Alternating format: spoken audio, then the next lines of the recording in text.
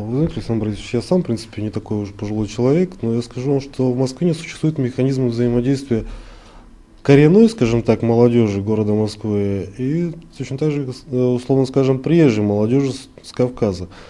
То есть кавказцы, в принципе, всегда сами по себе. Российская молодежь, она то же самое, сама по себе сидит. Они пересекаются, ну, с одной целью, то есть выяснить отношения. И чаще всего с помощью той же самой грубой физической силы. В принципе, у нас не существует каких-то обидных, не существует общих интересов. Вот что самое парадоксальное. Что если старшее поколение, оно знает, что у них было общее, что у них, в принципе, сейчас есть общего, то русская молодежь города Москвы и кавказская молодежь того же самого города, она четко осознается как различные части этого самого общества, пускай и единого в юридическом статусе своем. Есть ли какие-нибудь, вот, собственно говоря, методы преодоления этой отчужденности, если возможность создания какого-то общего плавильного котла, не американского, а московского? Я думаю, стремиться к тому, к этой переплавке нам тоже особо-то Не переплавка, не но стоит. взаимодействие. Взаимодействие, да, но именно об этом взаимодействии как раз я и говорю. Я примерно знаю пути, вот, следуя по которым мы можем найти какой-то консенсус. Вот. Мы можем его найти. Вот. Это не дорога, которую мы пройдем, там, опять же, за очень короткое время. Вот.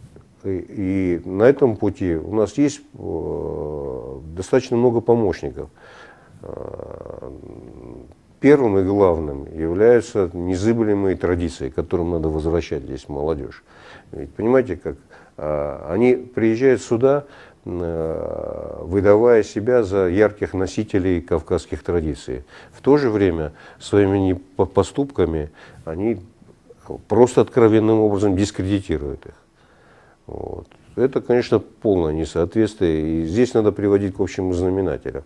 Вот. Мы пытаемся сейчас, я не знаю, хорошо или плохо нам это удается, но я без ложной скромности должен сказать, что вот в осетинской среде, в среде осетинской молодежи, ну, знаете, вот некая адаптация, она достаточно неплохо сейчас проходит. Достаточно неплохо. И я думаю, что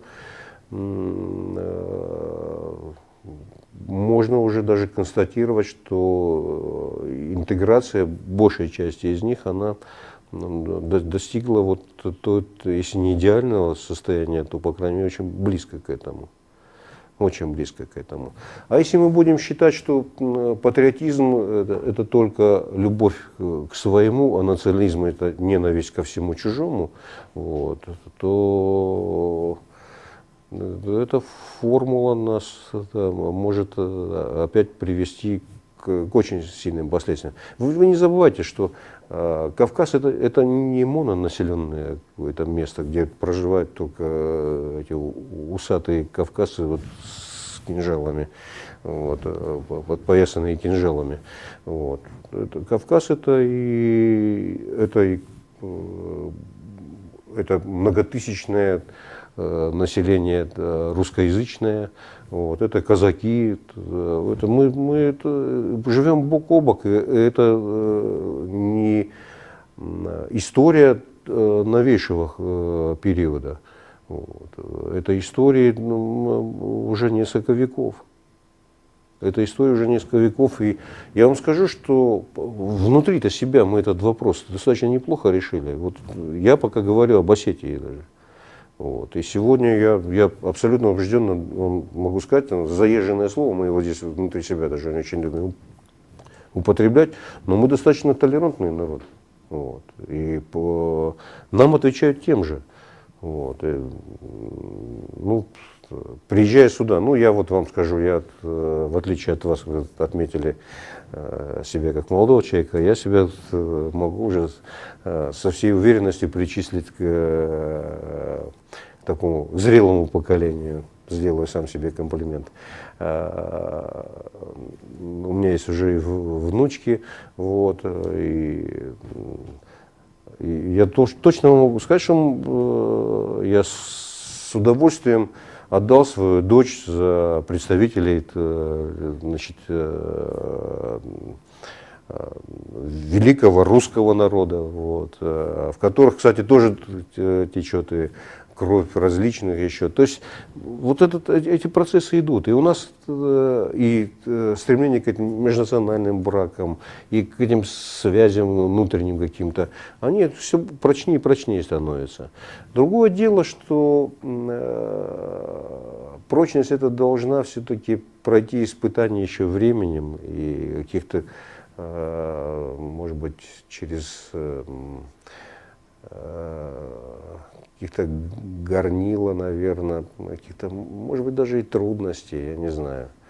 К сожалению, чаще всего бывает, что трудности способны объединить. Мы вот, к сожалению, так устроены, да, что объединяемся как раз перед лицом какой-то Единый внешней советский опасности. народ Да. создался в 1945 году. Да, ну, видите, как никто никогда, наверное, не смог предположить, что это так быстро и станет разлагаться, да. Вот. И мы сегодня пришли к тому, что, допустим, те, кто там вместе водружали знамя над Рейхстагом, сегодня стали просто по разные стороны бруствера. Да. Александр Борисович, ходят слухи, что 15 числа на Киевский вокзал к торговому центру Европейский будут собираться по разным меркам 10-15 тысячная группа молодых людей, прибывших с Кавказа, с целью каким-то образом ответить на беспорядки на Манежной площади. Делается ли что ли со стороны старшего поколения, кавказского поколения, проживающих в Москве, для того, чтобы предотвратить подобное развитие событий, которые ни к чему хорошему, естественно, не приведут? Да, мы, конечно же, сделаем все для того, чтобы это предотвратить, хотя наша внутренняя какая-то аналитика и, опять же, скажу, опыт моих коллег подсказывает, что это очень похоже на провокацию. Конечно, найдутся десятки, может быть, даже и сотни, которые на эту отозвутся, обязательно отзовутся на эту провокацию. И в связи с этим, ну, мы, во-первых, непременно будем сами на месте, вот, для того, чтобы за всем этим наблюдать. Но сегодняшний и вчерашний день, он как раз был посвящен тому, чтобы по всем возможным для нас каналам попробовать каким-то образом предупредить нашу молодежь, особенно там, где она компактно собрана, какие-то группы. Вот. Это скорее студенческие общины. Есть несколько компаний, которые тоже так достаточно сформированы так, по национальному признаку, можно сказать. Вот. Через них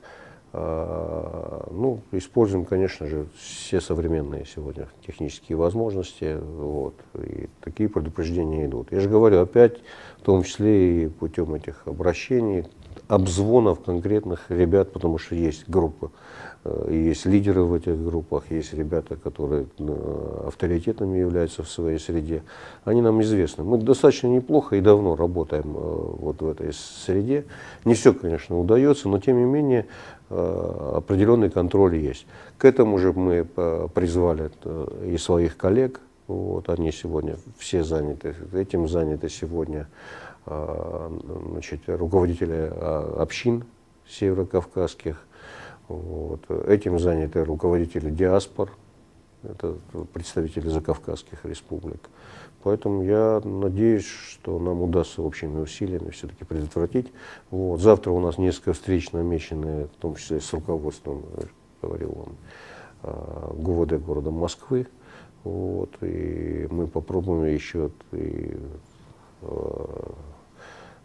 завтра, накануне тоже координировать как-то свои действия. Поэтому и всех и вся призываю, а если моя речь будет услышана до завтрашнего дня, то мне бы очень не хотелось, чтобы на эти гнусные инсинуации, на эти сфабрикованные призывы откликнулись выходцы наших мест. проживающие здесь, в Москве. Я думаю, мы здесь для того, чтобы впитать в первую очередь великую культуру, доступ к которой Москва, как ни один другой город России, а может быть даже в целом на этой земле, и не предоставляет в том широком и доступном виде. Вот. И за все это, я думаю, надо расплачиваться радушием, благодарностью и, наверное,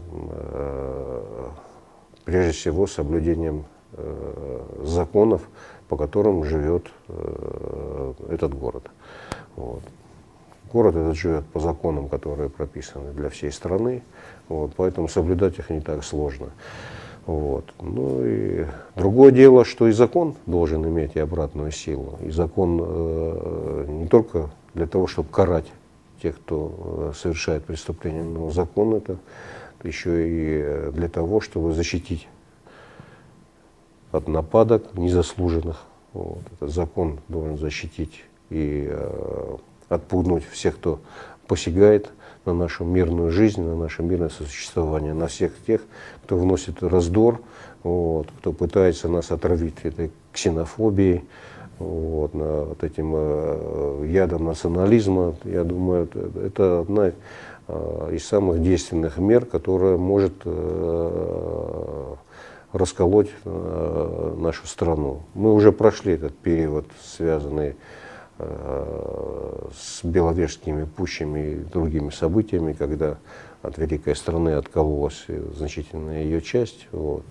Сегодня никто от этого не в восторге, поэтому, мне думается, сохранять и укреплять эту страну общая задача. Но главная тяжесть и ответственность за все это ложится, конечно же, на плечи молодых.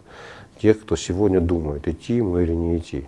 Однозначно не идти, а идти вот для того, чтобы туда, где нужно помочь своей стране, где нужно показать себя самого сильным, как представителя очень сильной страны.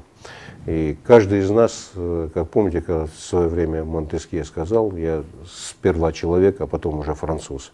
Вот. Поэтому и каждый из нас должен всегда помнить, что он сперва человек, а потом уже представитель какой-то другой национальности. И вот этот вот процесс какого-то внутренней уверенности и ощущения себя сопричастности к жизни этой страны, он должен быть таким же естественным, как вот костный остов у каждого из нас, потому что здоровый человек, он никогда не ощущает своих костей. И вот не ощущая своих костей, мы, видимо, от этого здоровы. Вот когда начинают у нас болеть эти кости, вот, значит, что-то у нас не то. Вот. Сегодня мы, к счастью, знаем диагноз этот. Вот. К несчастью, пока не знаем, как от этого избавиться. Вот. Но думаю, если мы все вместе возьмемся за это, у нас это получится.